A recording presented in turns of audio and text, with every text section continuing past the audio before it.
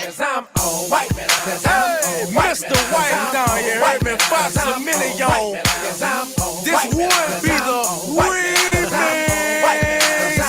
Badass, savage life. Oh, we coming in hot today. Welcome to Frizz and the Grizz. We just want to have some fun with that. We were jamming before the show. I'm like, you know what? Let's play it for the intro because that song's a banger. Hey, welcome to the show. Let me just wait. Gas tank on E, but all drinks on me. White man out. I think I lost D for the show. He's going crazy. But hey, December 26th, coming to you live on a Tuesday. Thanks for listening, watching live, or podcast the next day. We got a good show for you. Crazy game yesterday. Ravens, 49ers. Very unexpected, or something maybe expected. Lots of football, some NBA stuff. But first, the man, the myth, the legend, D Frizzy Frizz. What a do, baby. Happy Tuesday. Late Merry Christmas to those. And obviously, it's an incredible holiday season, man. How's everything going with you? Good, man. Was Santa good for you to you this year? Santa was great. Yeah. Santa was good for the little ones, very expensive, but, he still makes his trip. But Santa was also good for the mom and dad, too. I got this dope sweatshirt from the in-laws. I like it. The Aints. Combine ready. I got a stack full of dad jokes, literally it's like 150 cards with like 3 jokes per card of dad jokes. Give me one. All right, let me see if I get one for you just right off rip. All right, here we go. What is an artist's favorite brand of shoes? Skechers.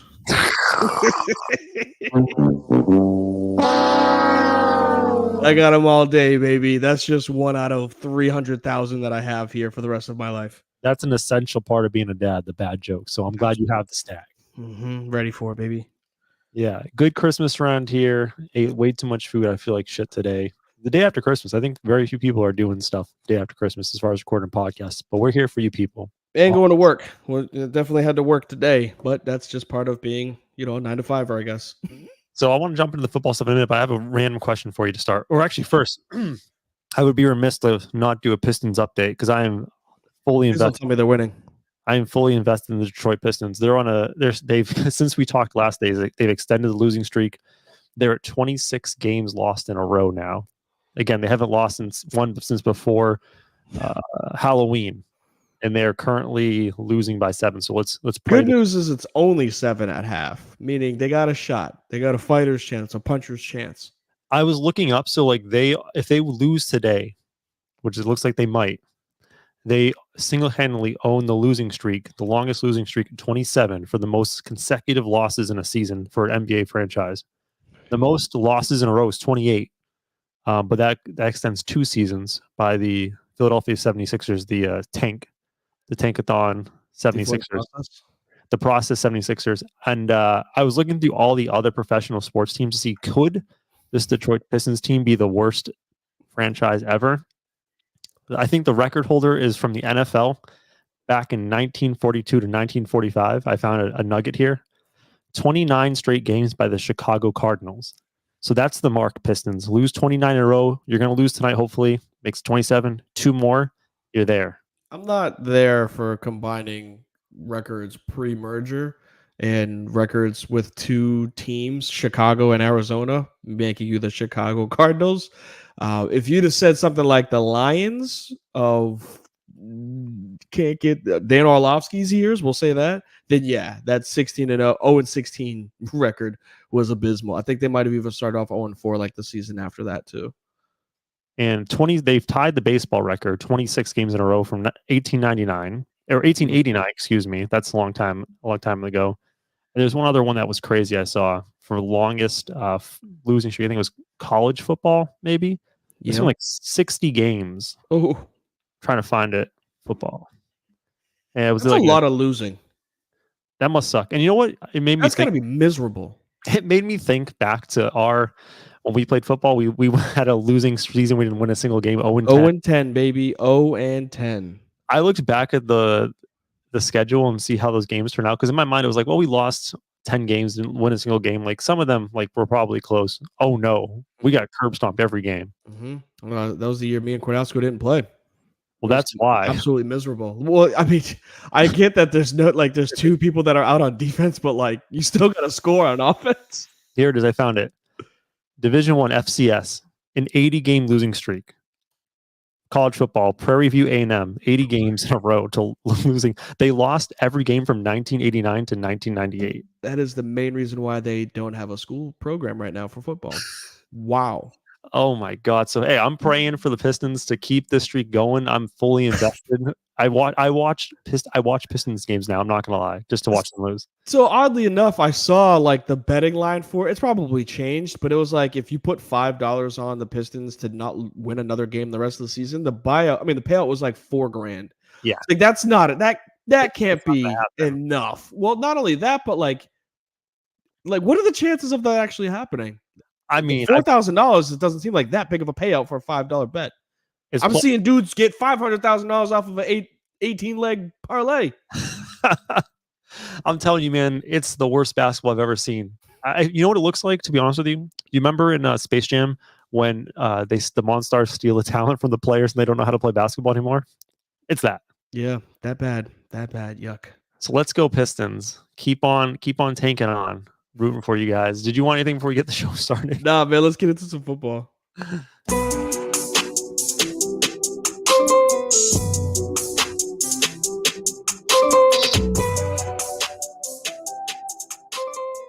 All right. Perfect timing. Game was yesterday. Monday Night Football. Ravens 49ers. And fun fact about the game, I think I heard a stat during the game yesterday where this is the farthest in the season that we've seen two teams at the top of the conferences play each other. Yep, heard that too.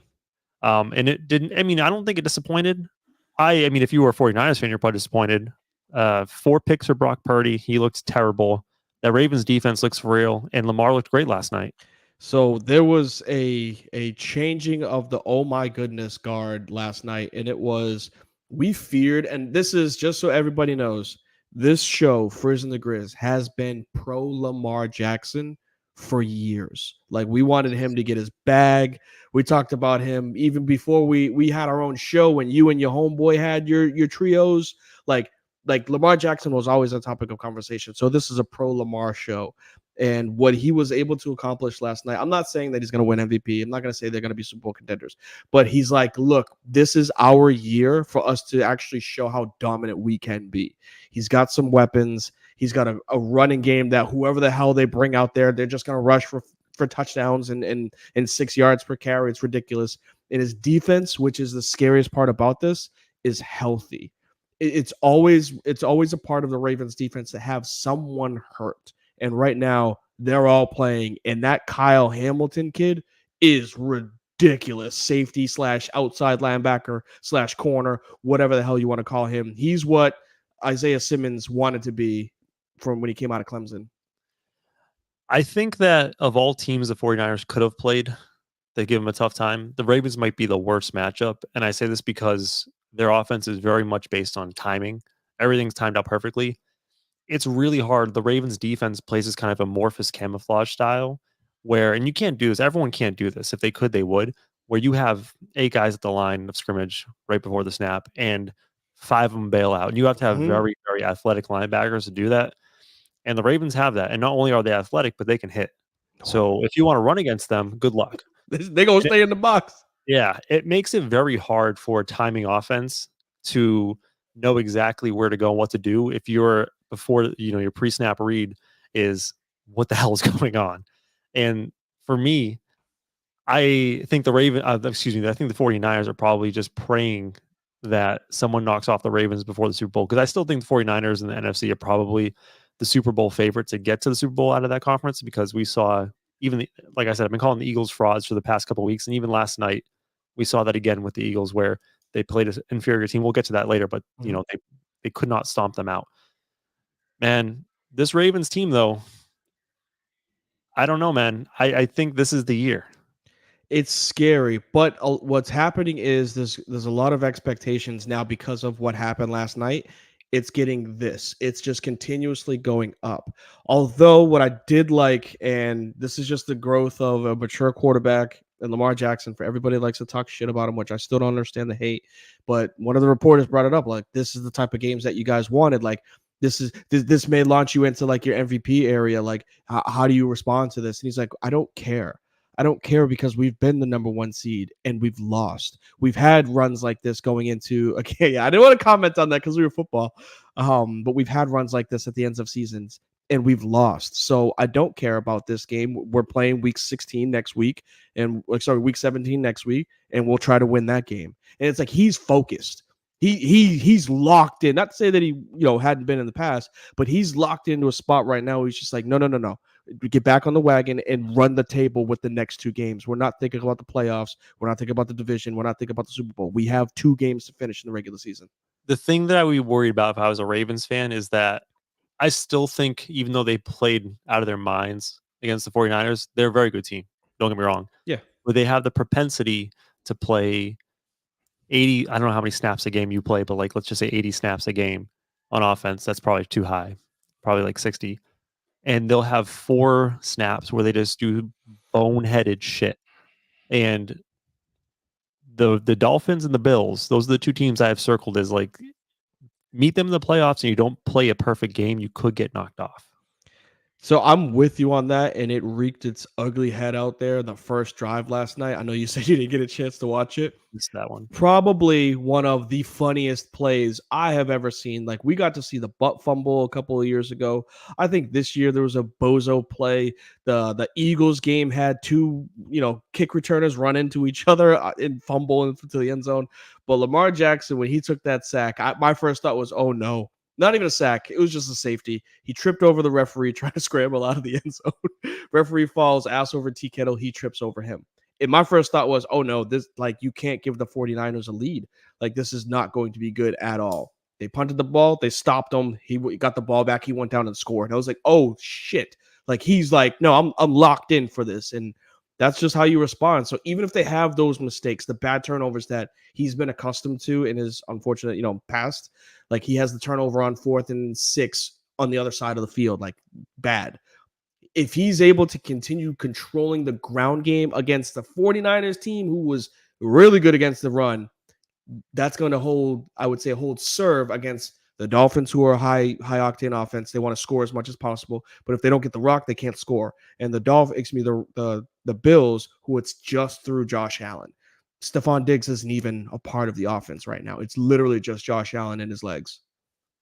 Yeah, that's kind of scary about the Bills because they're doing without Stephon Diggs now. But just to go back to the Ravens for 1 second, like, the defense was obviously very impressive, forcing 4 turnovers against Brock Purdy. But I want to talk about the offense real quick because that was one of the big question marks last year. Him not having weapons, stuff like that. They put up 33 against a very, very good 49ers defense. And I want to give shout outs to the Ravens front office because you know what? They might be sneakily the best organization in football. They always, and I don't know if you want to disagree or not on that, but like, they always find talent. They maybe the past couple of years kind of botched it with the skill positions. But that front office drafted guys like Ray Lewis, right? And this year they went out, didn't have a high first round pick, got Zay Flowers. And that kid is an absolute baller. He's dynamite. Great for them. And they have now a cast of characters at receiver where Odell's not the same Odell, but he can contribute, right? Mm-hmm. Bateman's kind of, he's been really good in the past. I don't know where he is at now, but he's been contributing. And Zay Flowers is take the top off the defense type of guy. I thought you had another point to that. I'm in agreement with you. My apologies. I thought you were going to continue down the list of players. What they have always hit on as an organization is defense. And what they were able to grab, and I'm not saying this is going to be the season of it, but what they were able to grab are veterans that can contribute in a specific spot, like when they had Anquan Boldin and Jacoby Jones in the Ravens run when they played the 49ers in the Super Bowl with Joe Flacco. They just got hot at the right time with the right players where Anquan Boldin blitzed them through the playoffs and Jacoby Jones blitzed them in the Super Bowl. So with the defense that they have now, yes, they don't have Ray Lewis, but they got Roquan Smith. Not going to say he's just as good, but he's damn near, he's really impressive. They don't have the safety in Ed Reed, but they got this kid, Kyle Hamilton, who covers sideline to sideline and comes up and fills the hole like a linebacker. So it's like they're gonna always have the defense. I'll give you that when it comes to drafting. But they found an incredible backup in Isaiah Likely. They got, like you had mentioned, Odell Beckham Jr. Rashad Bateman is still there, and he was kind of, a decent player a couple of years ago for them. But Zay Flowers, and then the laundry list of running backs that they just continuously roll out there to just run 4 or 5 yards per carry. Well, another thing too is, like, I think we now overlook that bold move to trade up and get Lamar Jackson. They traded up and got him the last pick of the first round. And that was smart for two reasons. Number one, obviously you get a great player in Lamar Jackson. But secondarily to that, if you have a guy in the first round, I think you get to hold his rights for another year. Right. So they decided not to wait for him to fall to the second round. They're like, no, we're gonna get him now. We trust in him. We're gonna have him for many years. And there were a lot of skeptics coming out of when he came out of the draft saying, well, he's a wide receiver, he's a skill guy, whatever. They said, no. We're going to develop him as a quarterback. They believed in him, and it's paying dividends now. I have no idea if you're continuing with like what you're saying, but yes, that it was a great draft pick for them. I didn't know about the extra year that they get for being a first rounder. That's new to me. But they went up. They got their guy. They said it in the offseason that he said it. I'm a quarterback at the draft combine. When you think about playing another position, no, sir, I'm a quarterback. I'll always remember that. And they gave him time to develop behind Flacco when they needed him in the second half of his rookie season because of Flacco's injury. He stepped up. They won like 8 straight, I think it was. And then he got beat in the playoffs. And it was like a lot of people wanted to write him off because they lost to the Titans that year. I think Derrick Henry went off for like 200 on the ground and 3 touchdowns. It was ridiculous. But he's just going to learn. And year over year, the next year he won MVP. The next year he gets better as a quarterback. And I said at the beginning of this season, if he has an outstanding year, like he's going to be up there for MVP, which he is. And we weren't expecting them to be the 1 seed. I don't think any of us said that the Ravens were going to be the best team in the AFC, but they sure as hell are. And they just might be, because of what they did last night, the best team in the NFL. On the flip side, let's talk, because we all were throwing praise at the Ravens. Obviously, kind of a disastrous performance by the 49ers. Yeah. Does what happened with the 49ers make you question them and ask yourself, like, is this team actually a legit contender? I'm not going to question the contender. I question, are they ready or not? And I say that because every game that Brock Purdy has had like an easy road, he looks great. He looks incredible. 250 plus yards, 2 or 3 touchdowns, no turnovers. When there's a game that has some type of adversity, he gets hurt or he doesn't look the greatest. And this has happened like consistently. It happened last season to them at the tail end of the season as well, where he got hurt and kind of bit him in the ass. This is the same thing. He gets a random stinger in last week's game. Forgive me for not knowing. I think they played the Cardinals. Yeah. Gets a stinger. And the last game, I'm not saying that dragged into this game, but he didn't look great. And then he got subbed out in the fourth quarter for Sam Darnold. And it's like, when everything is perfect, Brock Purdy is a great quarterback. And for you motherfuckers that don't understand the difference of what Cam Newton was saying between a game manager and a game changer, this is what he meant. He's not, I'm not saying he's bad, but he manages the game properly.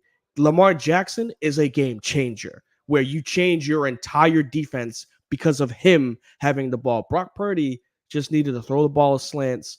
He needed to throw the ball to Kittle, get the ball to McCaffrey. Last night when he threw that first pick, it was like he was like, oh crap, I can't make another bad throw. And because of that, he made more bad throws. He wasn't the calm, cool, and collected player that we saw when they go on the 6-game win streak prior to it.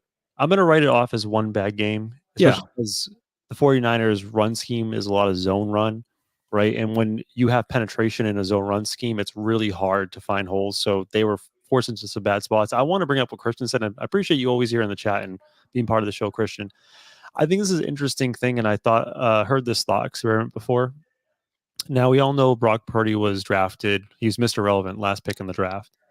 I want to ask you this. Would we think of Brock Purdy differently if he was drafted top 10, top 5 in the draft? Because I think he's always going to get this label and never get the benefit of the doubt because of where he was drafted. But let's just say thought experiment. Let me wipe your mind here. And I'm telling you, Brock Purdy was a top 5 pick in his respected draft. Would you think the same of him today if he was picked that high? I think he'd be in a worse position because his expectations would be Trey Lance. The guy that was supposed to tip them over, that was supposed to get them to the Super Bowl and win the Super Bowl. I think he's playing just as good, if not better, than a lot of guys drafted that high.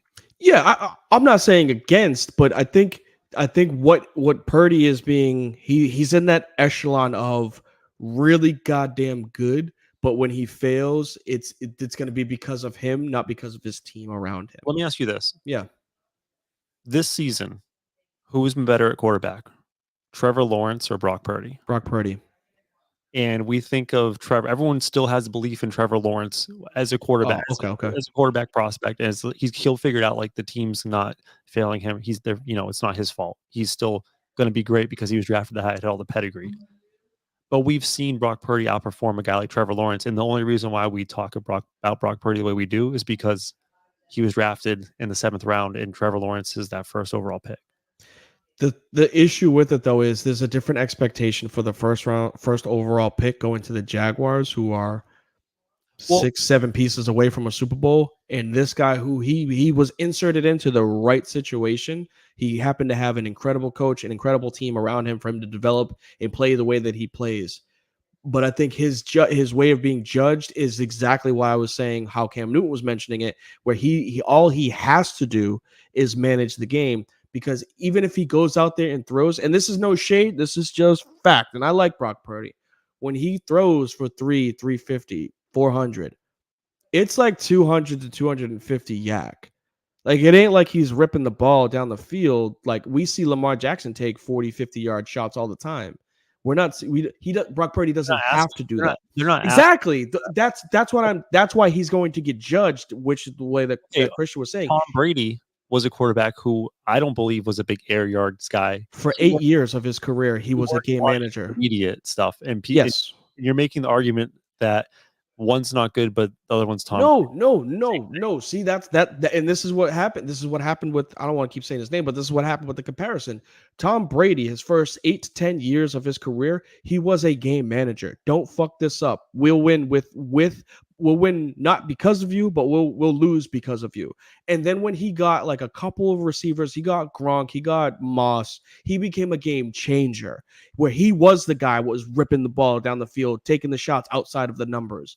They're not asking Purdy to do that, and he doesn't need to. I don't want that to change right now. It's fine. 4 or 5 years into his 4 or 5 more seasons into his career, he's going to get paid where he's going to need to be that type of top 5 performer. He doesn't need that right now because he's not being paid like that. You get different expectations based off of your salary, not because of your draft capital. I'm not because where you're drafted. I'm not talking about expectations. I'm talking about how the public views Brock Purdy. Because if Brock Purdy's picked number 1 overall and he was MVP candidate at week whatever just past 14, people have been like, yeah, that's what we expect. And because he's the number 1 overall pick. And but this would be worse for him if he was 7th round. Because he was drafted 7th round, everyone instead says that's what he should be, an MVP candidate. Because he was drafted 7th round, people say, well, it's not him, it's a fraud. He's fluky. It's because of everything else around him. I'm not going to listen to that part of it. Like I said, I'm a Brock Purdy believer. I think this kid is the real deal for it, worthy enough of being considered. If he was drafted, if there was a redraft and he got drafted in the top 5, I don't think that would be a bad thing. What I'm saying is because of the way his team is set up, he doesn't have to be that type of guy. He's also getting paid like he is not. Meaning, as soon as he does get paid, he's going to get critiqued even worse. If he were a top 5 quarterback and he did what he has done the last 2 years, he would be Trevor Lawrence, which is, yes, he's the guy. He's our franchise guy, but is he the guy that's going to get us over the top? I say that because last year he got injured going into the playoffs and it screwed them. Or in the playoffs and it screwed him. This year, it's going to be the same exact thing. If you can't get the stinger thing under control, stingers are lingering, right? It is not just 1 week. Even if it's your off arm that you throw with, they're annoying. It's essentially a shoulder injury, and now he's going to deal with this going into the playoffs. So it remains to be, I would say, firmly judged until the end of this season. We got way too deep into the Brock. Hey man, it was a great game. It was a great game. I don't know if you have any more takeaways. I just wanted to say, like, one really sneaky, underrated thing that the Ravens have going for them, being this good at defense, having an offense that's, I would say, explosive. They can make explosive plays. Mm-hmm. Having Justin Tucker as your kicker is like a huge cherry on top of everything. Woo! That's an automatic 3 points. You cross half field. Yeah, that's awesome. That's gonna be super helpful in the playoffs. But any more takeaways from yourself? No, again, my thoughts don't change. I still think the 49ers are the upper echelon of the NFC. They got a mid-season skid losing those 3 games, and they lost to the best team in the NFL. So I'm not worried about them. Ravens, I think it's their title to lose just based off of this game. I would love nothing more to have a rematch in the Super Bowl. I think I want that, but I don't, because rematches typically don't live up to expectation. Unless it's the Giants versus the Patriots. Then the underdog typically wins that game, but I digress, Patriots fans.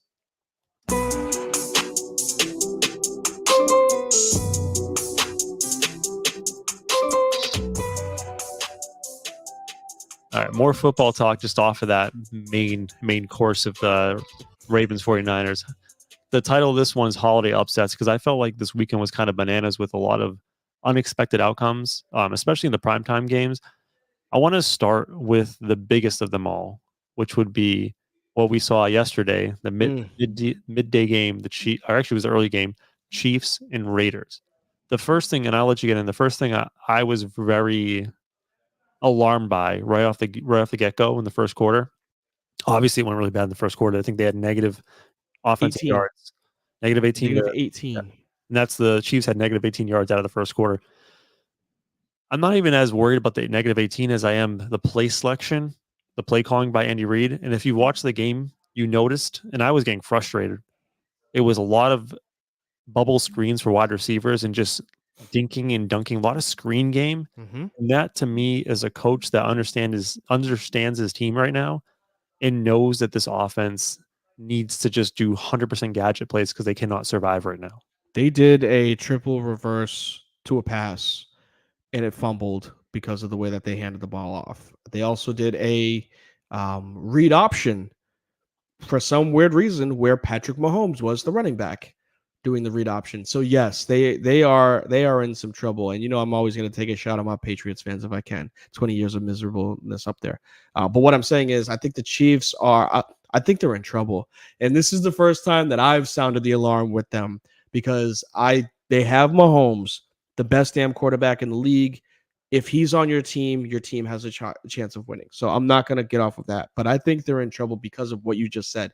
They are very, very predictable first and second down now, because they have wide receivers that they cannot trust.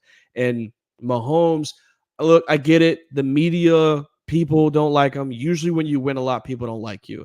Say what you want about Mahomes, but he's done the quarterback thing of taking the blame the entire season, which is very admirable. But you're starting to see him get frustrated visibly on on camera now. And typically it's he'll yell, he'll go sit on the sideline, and it'll be fine.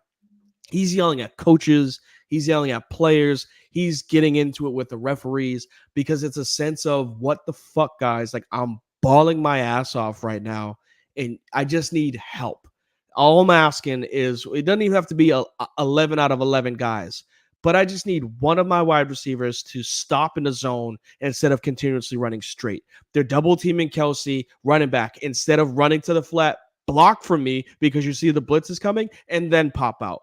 But they're not, because they're so young and dumb, they're not doing these things. Isaiah Pacheco is incredible. He can't pick up the blitz to save his fucking life. And it's killing Mahomes in the backfield, because he has to scramble as soon as he gets the snap. And he's like, no, dude, you got to block, which is why Jerick McKinnon was incredible for them. They were missing him, and it's very bad. They had to bring in Clyde Edwards-Helaire because they just need somebody to pick up a block, because he's scrambling as soon as he gets a snap against the Raiders. I don't know what to say about this Chiefs offense, because in the past it was their calling card, man. You could count on the Chiefs offense to do, like, you're down 14 points. Let's go. We can come back. Oddly enough, just real quick stat: Patrick Mahomes is the only quarterback in NFL history that has a winning record when down double digits. That's wild. That's how much confidence everybody has in him, in this team. Is he's the only quarterback and even with this loss in NFL history that has a winning record when he is down double digits in the NFL. So that, it's just mind-boggling how bad this offense is, not because of him, but because of the pieces It's around not him. just one piece. I can't think of a single strength. No. You could say it's Travis Kelsey, but even him, I think he's what, 20, 35, 30, 30. 34, 35. So, Easy to bracket too. like age is taking a number on him and his ability. But the offensive line just got blown up every play by that Raiders defensive line. They didn't stand a chance, couldn't run the ball. Receivers, I mean, I know Christian shout out Rashid Rice, but here's the thing. Great, he makes some good plays, but I've watched Rashid Rice 3 or 4 times in the game yesterday where basically, like, as a receiver, you have to know how to run a route in a way that if you find space, you got to stop. And there's like a connection with the quarterback and wide receiver. Yep. The quarterback sees the space, the wide receiver sees the space. You break off the route, you stop in the zone. And there was time after time after time, Mahomes would be missing guys by 3 or 4 yards because they would just either continue to run a route and like abandon the space, or they would stop early or do something. It's just the entire offensive unit outside of Mahomes just seems to not comprehend basic football fundamentals right now. And we're coming up to week 16 now. It's not fixable at this point. Like, this is a finished product, and they're going to get their ass waxed in the first round of the playoffs. So I just want to touch on the Rashid Rice point real quick, and then I'll talk about the playoffs for them. Rashid Rice, I think he's a good player. I think he's a good talent. He doesn't make a catch that matters. He'll get you a first down here and there. He'll grab a 5-yard hitch, turn it into a 12-yard gain. Nothing wrong with that. But what separates good to great receivers, I mentioned the stopping in zones in certain spots. You just brought it up also. But it's that 3rd, 6th, 3rd, and 7. Get the first down, but not be at the first down marker. Meaning you're getting the defense to think, crap, he's running down the field, and nope, I'm going to stop. Stephon Diggs was really good at that. Odell Beckham Jr. in his heyday, really good at that. And like that's the step that we needed Rashid Rice to take that he can't. At the current moment, when it comes to the playoffs, yes, they're going to struggle because this is going to be the first time. They lost it last night. This is going to be the first time that Mahomes goes on the road. No matter what, in the playoffs, it's going to be the first time he goes on the road. And granted, they play in KC, so like it's not going to be a weather thing, but it's how the crowd is going to affect their offense. Major. The Ravens were at Candlestick. I know it's not Candlestick, but we like to call it. But they were at Levi last night, and they showed doesn't matter, will not affect them. We have not seen that against with Mahomes yet. I'm not gonna say he's gonna crumble or anything like that, but his team. Who's to say his center can't get the snap the right way, right? We saw him running for his life in the Super. Actually, that's probably the perfect example. The Super Bowl against the Tampa Bay Buccaneers. That was essentially an away game, and we saw the difference between those two. It was a great defense. Gotta give you that. You win the Super Bowl, you have Brady. But we saw the difference of when Mahomes was on the field and the crowd reacting compared to when Brady was on the field and the crowd reacting. I had a friend text me during the game, and I thought it was a perfect comparison. He said, he felt bad for Mahomes. It's a Patriots fan. And he said that this reminds me of Tom Brady's last year in New England, where Tom Brady was there. He could still play, but there was just nothing around him helping him out. Offensive line, no. Skill positions, not really helping him out. And it was just one guy on offense try against the world. Even if the Chiefs offensive line could be halfway decent and hold some blocks, I would believe in Mahomes' ability to find guys. But it's like he was running for his life on every single play. And I know the Raiders got Max Crosby. He's a great player. I don't know about the other defensive linemen. They obviously are much better than I'm giving them credit for. But this isn't, I don't look at the Raiders defensive line and say this is the top echelon of the NFL defensive line. This isn't OCU Manura, Justin Tuck, and Michael Strahan over there, right? Like yes, Max Crosby is really good. I'll give him that. But they also have Joe Thuney, right? Isn't he one of the best offensive linemen in the NFL, supposedly by Pro Football Focus? Like, it's not like they got Trent Williams or something like that also at the left tackle. Like, it's not like they have a bad offensive line. They're just playing like ass. They're playing so bad that is look, I don't know if you watched it, but like there was a play where Mahomes literally took the snap, and before he caught the ball from the snap because of the jump that they got, he scrambled. Like he was getting it and running away as the ball was getting to his hand. It's just like because they're just not blocking. And I can't think of a bigger game.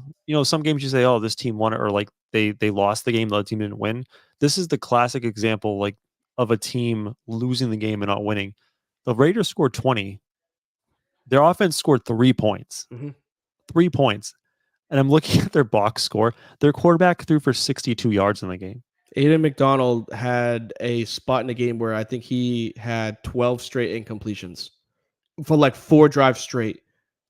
But the Raiders defense just for some reason was able to clamp up everybody on the KC offensive side. I think that the tough thing for did you hear that bang? Message sure did. I don't like how that's connected. You got to turn the notifications off. I hope it doesn't keep blowing up. For those that are unaware, why Mr. Trudeau, the Grizz and the Frizz podcast looks great and sounds great is because he's finally updated his computer. The boy upgraded to a Mac, so it makes me happy. So that the random, yes, love the crowd. So randomly, you just won't hear me talking to talk because his internet cuts out, or his video feed cuts out, or his mic cuts out. He's here for the long haul because he's got a new computer. So I appreciate it. The worst part about that's a text from a group chat I just sent. We know I was reveling in the Pistons earlier, and I was like, the Pistons are going to lose again, haha. And I feel like they're going to blow up my phone now as they continue to lose. So that you might hear some more bings as we go along. Can't wait. They're only down 3. Back to the Chiefs, though, really quick. I was thinking about this last night, and I don't think this is like a one piece fixes all thing, right? Because you can go out and trade away your first round pick this year and some second, whatever. Get like your marquee wide receiver if you want to. Like go to the Raiders, grab Devontae Adams if you want, or something like that. That's not going to fix it because you still have so many deficiencies everywhere. And I think Christian brought up a great point where they're in cap hell. So it's not like you're going to sign your saviors. You need to fill a lot of positions right now. And that Chiefs front office needs to be absolute money in the draft to fill some of these holes in the offense. The defense is absolutely phenomenal, by the way, which is crazy. The defense was great. Gave it 3 points, amazing defense. And it's crazy to think of the best quarterback in the league, that offense being the problem. Yeah, I think you hit it on the top of the head with a nail. They got to hit the draft. That's the saying. Is whatever they say with the nail in the coffin, whatever you want to call it. They have to hit in the draft, and they have to hit. This is the draft to hit, though. There's explosive wide receivers. There's great offensive linemen. There's some good running backs coming out of the draft. To the 2023-24 draft is going to be good. So hopefully they can make some moves. Trade back, because they're going to be picking 22nd, 23rd, because they're going to get bounced in the first round. I think I'm going to believe in Mahomes. I don't believe in the Chiefs. So I think they get bounced first or second round, and then they're going to be in that 22 to 24 picking area. Get yourself another receiver, or trade back, get a couple of receivers and a couple offensive linemen, and hopefully fix this, because you're going to see the window close really quickly if you don't. And I want to talk about another upset, to the chagrin. I don't know if Patriots fans are happy about this upset or mad about it, but what the hell, bro? Broncos country, let's ride. That was a game that I had the pleasure of watching on Christmas Eve, and another game where it's just a team in the Denver Broncos. The Patriots played pretty well, I'll give them that, but like the Broncos shot themselves in the foot time after time again. Whether it be, I think they had 4 fumbles, they lost 2, and I think one might have been returned for a touchdown or something like that. I don't recall. And they start the game by forcing a fumble on Zappe, getting down to the 1 yard line, can't punch it in. They go for a fourth down, and time after time, again, critical situations, just making stupid decisions, stupid penalties. It's like unsportsmanlike conduct. I think they threw him out of pushed him back out of field goal range, and it just. You can't trust this Denver Broncos team.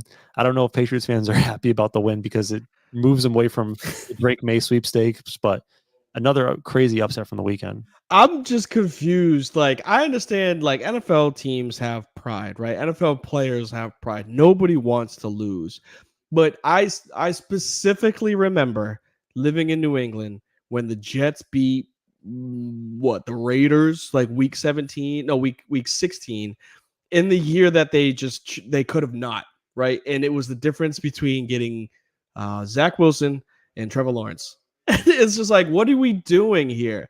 And now I see the Patriots doing like a very similar thing where it's like, look, I know you don't want to tank just to tank, but like make up your mind. Are you in with the Zappe? If you are, go out there and win the rest of your games, right? But if you're trying to get a quarterback in a draft where there's going to be a ton of quarterbacks gone in the first round, You got to let the Broncos have this. You just got to. You can't. If Zappy is the answer to get you wins, put Mac Jones out there so he doesn't accidentally get you wins and get you pick number 10 when there's only 4 quarterbacks that are going to go in the first 5 picks. Like this is stupid as an organization if this is their plan. Yeah, the Patriots offense is kind of constipated as far as they have to dink and dunk and kind of work their way down the field methodically. The defense still played pretty well. I thought the defense played decently against the Broncos. I didn't end up by watching the very end of the game where the Broncos almost came back and won it. But if you're a Broncos fan, you can't be happy today because they were dead in the water at 1-4. They came charging. This was a easy spot. You were I think an 8-point favor against the Patriots at home Christmas Eve. No one on the Patriots wanted to be there. They all wanted to be home with their family, and you just throw up all of yourself offensively and just give the game away. Took a significant hit playoff wise because they had some momentum.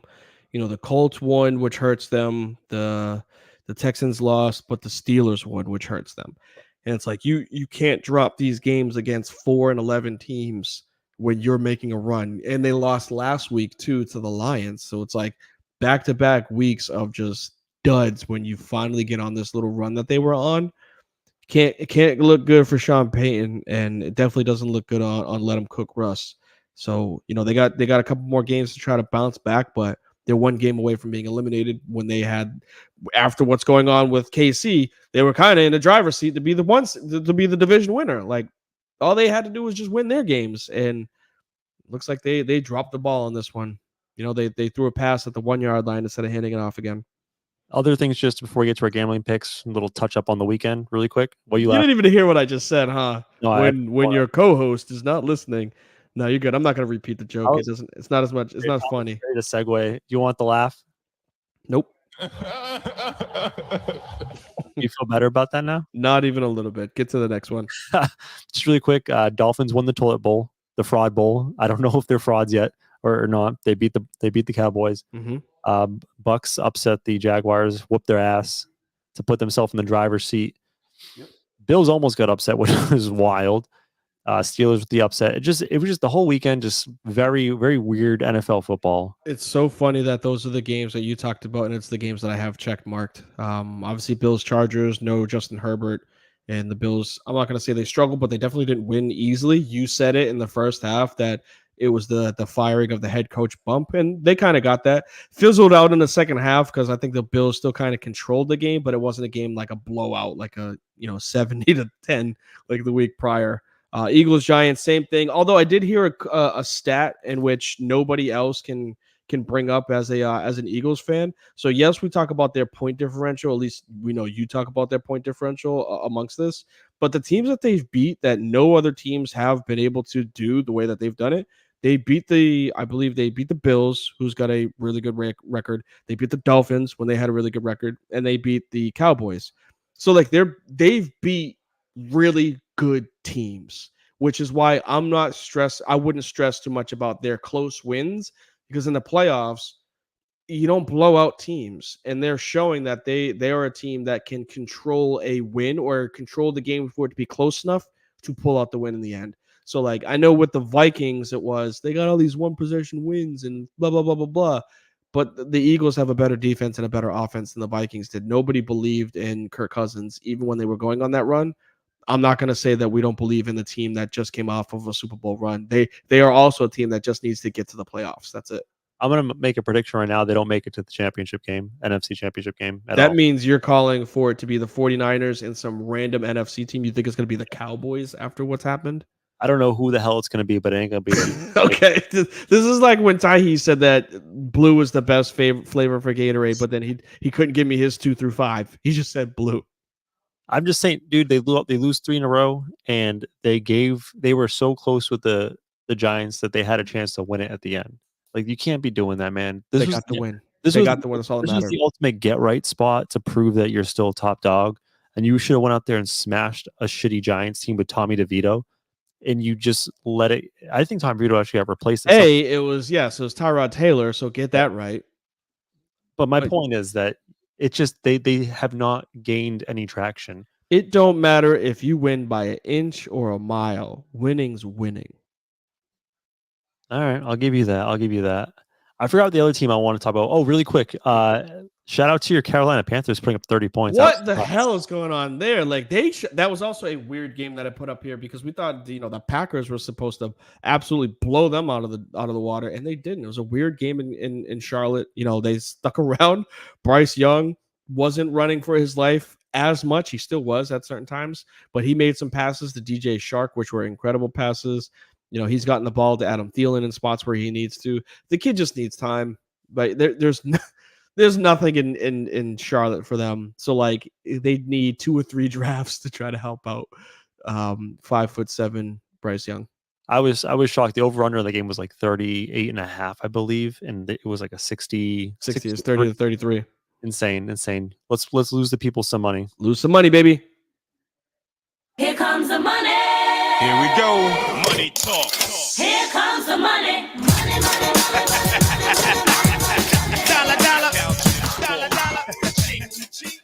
All right, real quick with our gambling picks for the week. I think last week. So D, last week you were so off your game. You picked a game last week that didn't even happen. Yeah. You picked a game that's happening this week. Oh goodness gracious! What game did I pick? USC and Louisville. That happens tomorrow, I believe. Oh damn! I was loading up for it. I was just ready. Double down on that one. Just double down on it. I think I went 1-2 last week. My only win was the Aints. I took them to lose. I lost on the Packers and Panthers. I had -5. It was a 3-point finish. And then we both lost on the Steelers blowing out the bank. What the hell was that? Didn't see that one coming. This week I got a fresh batch of losers for you guys. I went really random this week. Okay. My first pick, I'm taking the Patriots, which sounds disgusting, but I feel gross saying it. I'm riding high with Zappy, baby. I got Zappy fever, Zappy holidays. I'm taking the Patriots plus 11.5. Okay. Here's my logic on this one. I heard some crazy stat that when division teams play a second time, usually the underdog covers, and I think there's a lot of it to do with familiarity. Buffalo looked a little shaky last week against the Chargers. Patriots, I think that you have guys fighting for their lives, their NFL careers, and both in Bill Belichick trying to prove that he's still Bill Belichick. He doesn't want to go down like a sucker, and Zappy. So I'm taking the points. There's a lot of points. I think the Patriots cover. I don't think they win, but That's a lot of points. I wouldn't be surprised if they backdoor cover if it's like a 7-point win. My second pick, I'm going with the Bears -3 against the Falcons. Bears are home. They've been looking a lot more competent since the early half of the season. Again, another guy fighting for his survival, Justin Fields. He's trying to earn a spot next year somewhere else, most likely, right? Because they're going to draft a quarterback. And I just don't trust the Falcons, man. No matter who you put back there, quarterback, the Green Lantern or Desmond Ritter, and Heineke is the Green Lantern. Or no, it's Green Lizard is his nickname, not the Green Lantern. The Green Lantern is crazy. So I'm taking the Bears, and then my last one, I'm feeling a bit of a letdown. Ravens just flying high after a big win against the 49ers. I don't think they lose, but it's plus 3.5 for the Dolphins, who have a super explosive offense. Yep. And I think the Dolphins have something to prove, especially because you could still get that number 1 seed if you knock off the Ravens this upcoming week. So I'll take the Dolphins plus 3.5.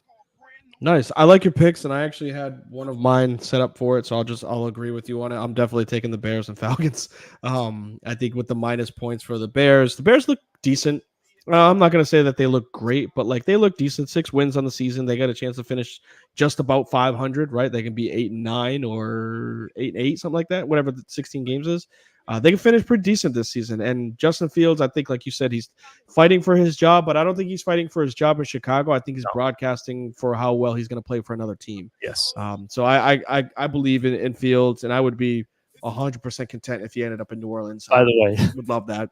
Since we both took them, people should bet the opposite because last week, go ahead and go with the Falcons because Bijan Robinson will probably go off for like 600 yards. Last week we both took the Bengals, and it was double losers. But I'm going to stick with the Bears. I'm actually going to take the points on this one because I'm not sure why the spread is as big as it is, but I'm going with the Lions. Give me the 6 points that they're getting for facing the Cowboys. Yeah, I understand that it's a Saturday night game and they're playing at Dallas, but when are we going to start believing in Ty Montgomery and Jahmyr Gibbs? Like them two as a running back tandem are incredible. Jared Goff is throwing the ball perfectly well to Sam Laporta, Amon-Ra St. Brown. They got, Josh Reynolds is a decent wide receiver for them. And oh, wait, let me forget this random, number 1 draft pick in the first round, Jamison Williams, is finally starting to catch his legs. So like they're explosive, and their defense isn't as great as we thought it would be, but because of their offense, their defense doesn't have to play great. I think this game, and I heard an interesting tidbit on the Cowboys last week. Again, really smart people. Have you heard of Mina Kimes? Does that NFL stuff? Yeah. Yep. Listen to her podcast. And one of the big things with the Cowboys is that they're very game script dependent. And what I mean by that is that's been McCarthy's MO since he was with Rodgers. The first 25 plays have to be scripted. Yeah. Well, what I mean by that is like when they get up on a team, they're a team that can put their foot on someone's neck and grind it out, run the ball, move the chains. They are not as good when they are down, particularly because their defense is predicated to rush the passer, right? They have a great pass rush. And when they have to stop the run, it doesn't go well for them. I actually like that. I actually would, if I were to bet that, I'd probably just take Lions straight up and take the money line. Just because I think if the Lions can't get up on this Cowboys team and run the ball like they want to, it's night-night for the Cowboys. But if the Cowboys get off to a good start in the lead, it might be ugly. I think I'm just nervous about how it's going to come down to, which again, the run game in the playoff travels, no matter whether you're on the road or you're at home. The reason why the Eagles are good because they have a good ground game. The reason why the 49ers are good, they have a good ground game. We saw what the Dolphins did with Raheem Mostert and Devon Achane. Excuse me, the Bills did against the Cowboys with the kid. Cooks? Yeah, Cooks. Dalvin Cook. I'm sorry, Cook's little brother. Was it James? James Cook? Yeah. Okay. Dalvin Cook's little brother. And I think the two-headed monster in Detroit is just as good. I think they call him Rhythm and Blues. I like Bruise. Rhythm and Bruise, that's what it was called. My point is, like, when you're down multiple scores or down 10 points, you cannot run the ball like you want to because you got to play catch-up ball. The playbook is out there. Micah Parsons does not want to have to deal with running. Like, he does not want to have to deal with it being a game where the running back has the ball. He wants to rush the quarterback, which is fine. But what that game against the Bills was like, ooh, kind of eye-opening, bro. We running trap or we running power at Micah Parsons. He doesn't want to make a play. Man, somebody else tackle him. So I think that with the Lions having a good ground game, plus 6 points, give me that. A good ground game if they are ahead. They're up. Yeah, I get what you're saying. Yeah. All right, sorry to sidetrack us. Last No, pick. you're good. Last one from me, because I'm riding a hot hand. Look, this might be a scary team come playoff time because who the hell knows what you're gonna get out of Broadway Joe? Give the Jets 7 points. I don't care, bro. Joe Flacco is playing since he's gotten back in the league. He's been the best quarterback in football. Coming off of a 600-yard passing game and 500 yards in the air from Amari Cooper. Yeah, I'm gonna go ahead and just say, put the Browns as the 1 seed in their division. Who they got in their division is the Ravens. Sorry, they're the 2 seed for sure. But pencil them in as the 2 seed and the team you don't want to play in the playoffs because they're hot. And the Jets are the Jets. I'm sorry. I don't know who the quarterback is for the Jets anymore. Like at one point it was Wilson and then it was somebody else. Trevor Siemian. Nah, I'm good. I know they play hard-nosed football as best as they can, but Robert Salah wants to get as much out of his team. But nah, give me Joey Flacco and the set, and you can have the 7 points because they're gonna blow them out. I like it. I dig it. Hopefully we can get some winners this week. Back on the positive track of things. I'm curious what happens with their USC Louisville. I don't know if it's playing today. We have to figure out what's going on with I'll look right now, but when you change the script.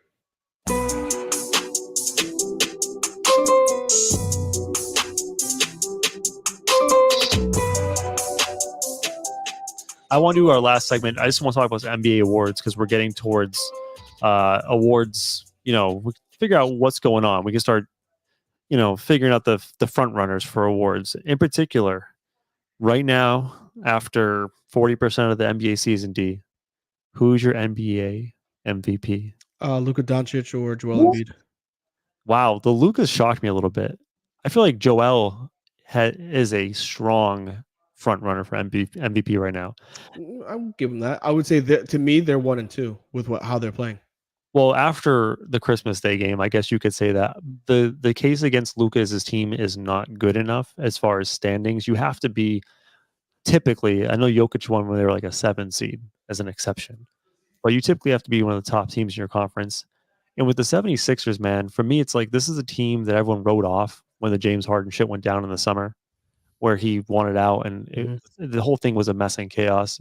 We wrote the 76ers off as maybe like a 5 seed or 6 seed, and they have been one of the best teams, if not top 5 team in the NBA this entire season. I think they're currently the 3rd or 4th in the Eastern Conference, probably 4th behind Orlando, Boston, and Milwaukee. Who, 76ers? Yeah, They're 3rd in the East. they bumped up to 3. Mhm. Proving my point exactly. And Joel Embiid has been absolutely dominant. Phenomenal. His numbers are better, I believe, than his MVP season last year. And his assists are up by like 2 or 3 a game. He's doing everything for this team. He's playing through injury. I don't think he's missed about 2 or 3 games. This guy is motivated to win again, and this team has been the biggest surprise of the NBA season. So to me, clear favorite for MVP right now, Embiid. I wouldn't argue against it. Incredible season that he's having right now. It's like 35, 12, and 6. That's ridiculous. 3 seed in the East, obviously. I think because the West is a little bit more competitive, we know that it's a 2-3 team race in the East. Like it's essentially the Bucks, Celtics, and you can kind of throw in the 76ers in there.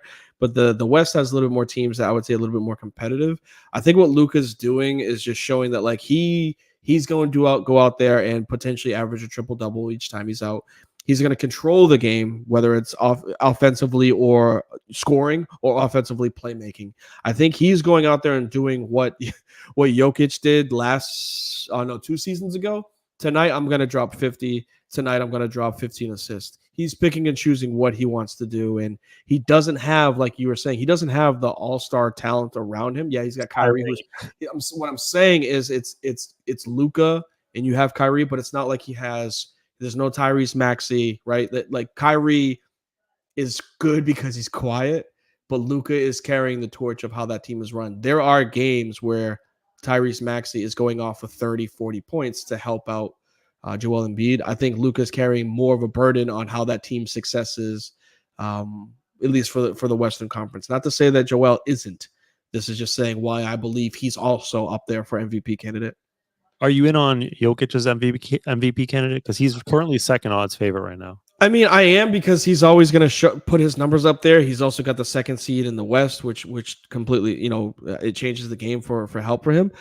I just get voter fatigue, right? Every year, Michael Jordan or LeBron James could have been MVP, but like essentially we got to give it to somebody else.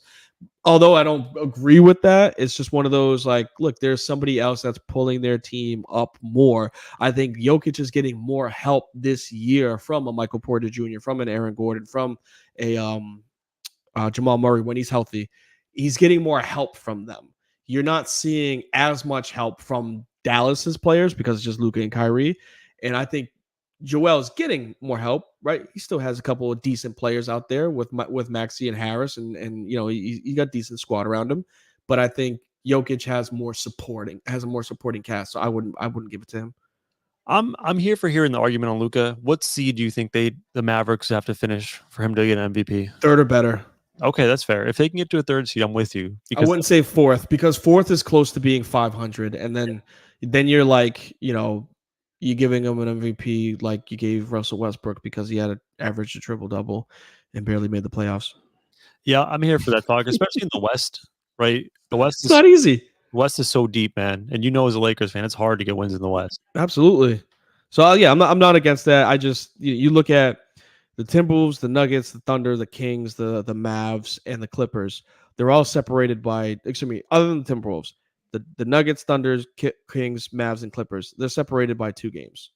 So like one loss can bring you to 2nd, or one loss can bring you to 7th. That's how tight that conference is. I feel like other award races, I don't think we have to talk about Rookie of the Year. I think right now we both agree Chet's clear out ahead of everyone else. Yep.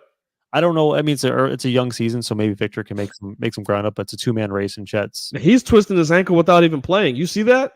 Yeah. That scare. I don't know who it was that they played, but like he was warming up and he went for a layup, made the layup, and then like was backing up, and there was a fucking the ball boy, or the guy that wipes the floor. Oh, he tripped over his foot and tweaked his ankle. It's like, bro, come on, man. You worth millions of dollars. You can't be getting hurt doing that. Like, go do layup lines somewhere else. This is an interesting one. Coach of the year. Mm. I think I have a clear favorite in my mind. I would give this to. Let me look at the roster. Outside of your bias because of who you believe it would be, but I'm gonna say this is whoever the new Bucks coach is or whoever the Timberwolves coach is. I would say that I wouldn't give it to Jamal Mosley at this moment. I think he's definitely a candidate for what. Okay, well, you made it seem like he wouldn't even be considered that for what's going on in Milwaukee. Orlando? No, Jamal Mosley is the Oh. coach of Orlando. The Milwaukee okay. coach is not absolutely not in consideration. Okay. They had like a mini players mutiny on him after the first 15 games or so. Basically, like he installed the defense, and they're like, "Nah, this isn't working. We're not doing this. We're doing the old Bucks defense that they introduced under Bud." But I would say that Chris Finch, the head coach of the Timberwolves, Yeah, give that Coach leading of the year. candidate. and I say that because the Timberwolves last year, the year before, were such a joke, such a disappointing season. We all clowned them for getting Rudy Gobert, and we're like, "How are you going to play these two bigs together? It doesn't make sense. You have all this money tied up." And he's found a way to make this work. And everyone doubted them.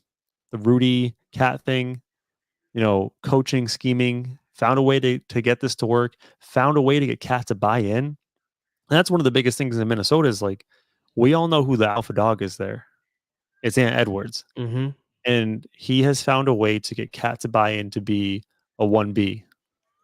Yeah, I'm not against it. I would definitely give it. I like seeing awards go to new guys or new teams that are showing promise and whatnot. So I would have no problem with that. I would also wouldn't mind to see the guy for whoever the coach is for the OKC Thunder. Same Mark thing. Dagnall. Yep, same thing. Kings not so much because they were a decent team last year. I think they were the one seed. Yeah, they were the one seed last year. But yeah, I could see it going to. I said Bucks just based off of expectation. I understand they got Dame Lillard, but like they're an older team and they're still playing the way that they're playing, which is the 2 seed in the East. So I would definitely give that route. But leading contender 100% is definitely the coach for the Timberwolves. If Orlando can it wouldn't happen. It's not going to happen. If Orlando could somehow find a way to finish as a top 4 seed, I think you have to give Jamal Mosley at least a sniff.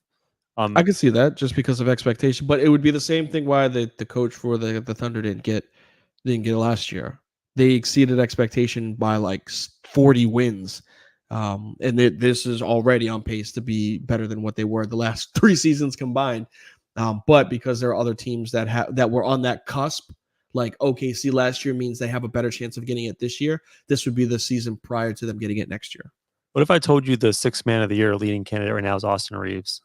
I could see that. He's coming off the bench and he's averaging, I think, like 14 and 4, something like that. Let me get the exact numbers. I feel like with Austin Reeves, I don't think he should be a 6-man candidate He's because 15. he should really be a starter. So should Tony Parker and Manu Ginobili, but like that's just how the cookie crumbles. Yeah. I'm not against it. I'm not denying what you're saying is true. He is essentially a starter that just isn't in the starting rotation. He's not in the first 5 when the jump ball. Freaking NBA today is like putting big threes on and throwing Austin Reeves with LeBron and AD. You can't be a 6th man if you're going to be called by Cut it out. So you're trying to tell me Tony, Manu, and Timmy weren't a big 3? Fair. Yeah, that's all you could go back to. That's all Fair. I will go back to Fair. is those 3 right there. Chill Fair. out. Just to recap some of the other ones that I don't think super exciting. Depoy, defensive player of the year, leading pretty heavily. Rudy Gobert, your boy. Okay. I think it's I don't, best defense in the league, the Timberwolves, and he's the anchor of that defense. okay. Most improved player, Tyrese Maxey, is far and away ahead of everyone else. Really? Oh, yeah. Maybe there's a difference between most improved and breakout because I feel breakout's got Halliburton. Tyrese Halliburton? Yeah. Tyrese Halliburton written all over it. But I could see most improve is jump. And you said Shea? No, most improved is Tyrese Maxey, followed by Alperen Sengun, Kobe White, Scotty Barnes, Tyrese Halliburton. So Shea Gilgeous-Alexander is not even up there. Well, because he was all NBA last year. Oh, he was. Okay, then fair enough. That makes sense. I think with Tyrese, he was an all-star last year as well. Okay. Then that's fine. I got no problem with that. I mean, Tyrese Halliburton. Tyrese Maxey and Halliburton were not. One was all NBA, but one of them was an all-star. Yeah, and Maxey is a guy who we thought was a nice little player with the 76ers. We thought he was good, but now he's making the leap to he probably will be an all-star, and he's looking like he's an all-NBA player. I don't have a problem with that. Do you like the Clutch Player of the Year award? I don't even know what that is. I don't. It's so amorphous. It's just the most clutch player they gave. They started last year.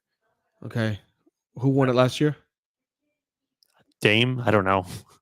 Okay. I don't know last year. That doesn't even sound like an award that I don't care about it. But like, who's in the running for it? Just gotta be like who's the most clutch. He's running right now. Yeah. Damian's in first. LeBron, Tyrese Halliburton, Steph Curry, and Shea. I don't know. Okay. I think it's a metric like clutch player. Like I don't know Clutch points, which is usually points in the last 30 seconds or clutch in the last 60 like seconds. when the game's in the line. Like who performs the best. It's a weird award. It makes no sense to me. Sounds like a participation trophy just to get somebody something. Somebody an award. All right, D. Fun show. Let's get to the closing takes and get out of here. Right? What do you say? Let's get it. The show is coming to an end. But first, it's time to get to anything we've missed. It's closing time. 1 segment, 2 takes. Now go.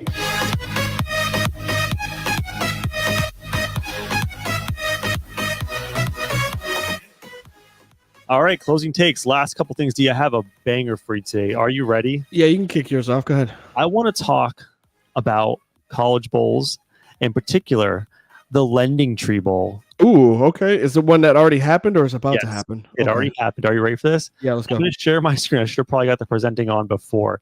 I want to share my screen and show you how Eastern Michigan came out for the game at the Lending Tree Bowl. Are you ready? Okay. Can you see my screen? Yep, I'm here. Wait, is this the game that broke out in a fight?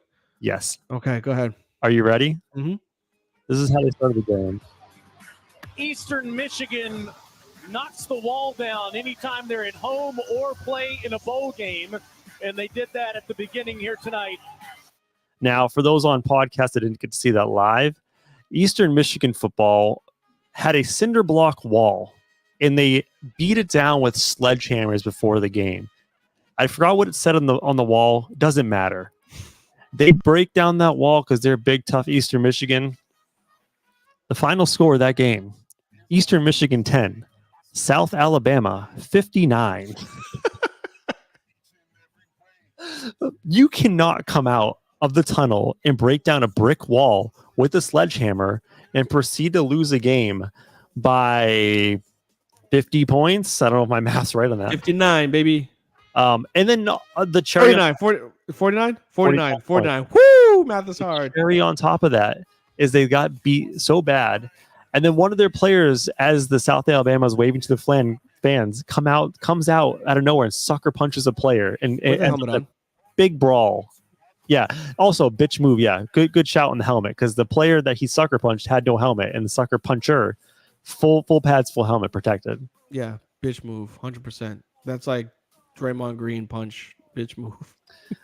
I will say the Eastern Michigan player got his ass beat though afterwards.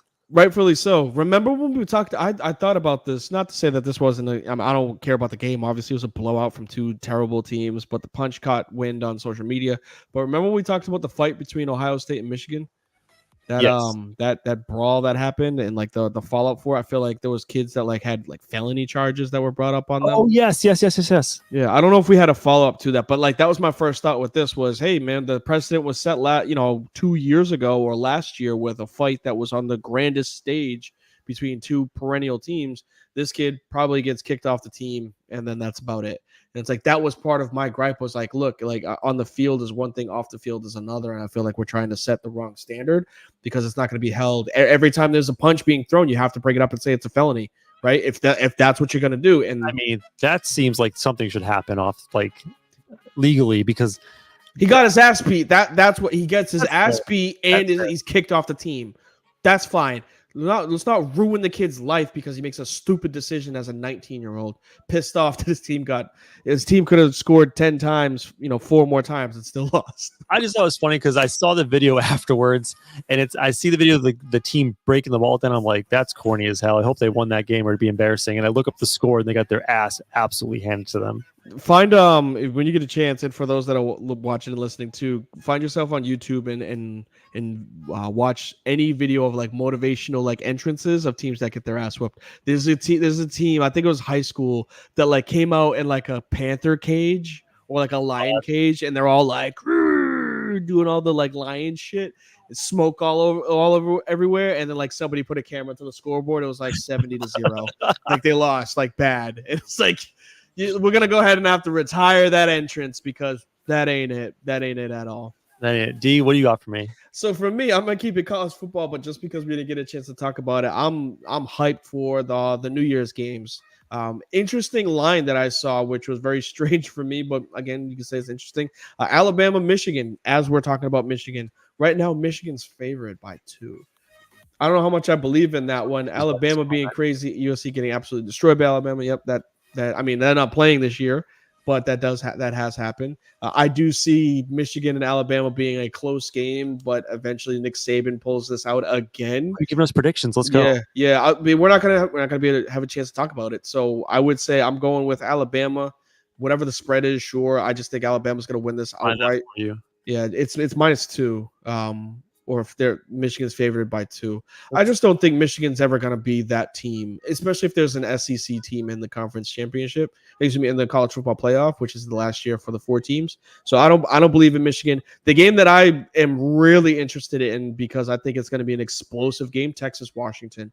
I think you have 2 top-tier college football quarterbacks in Quinn Ewers and Michael Penix Jr. What we see is 2 quarterbacks draft stocks absolutely increase. Like you're going to see these guys be talked about for months because of how I think this might be a 45-52 game at the end of it. I think you're going to see 2 explosive offenses on prime time at 8:45 on Saturday. I like it. I'm hoping that we can talk some good college football next week. These games have been awesome this weekend. I said Saturday games on Monday, New Year's Day. Oof. Well, D, it's been fun. I was really hoping this game would conclude before our podcast, the Pistons and Nets, because I'm a big hater now. I want to show you this stuff real quick. They had a lead, right? And this is not good for podcasts. There's a win probability chart, and the Pistons had a chance. They came back and made a ferocious comeback, and you see the win probability just go whoop.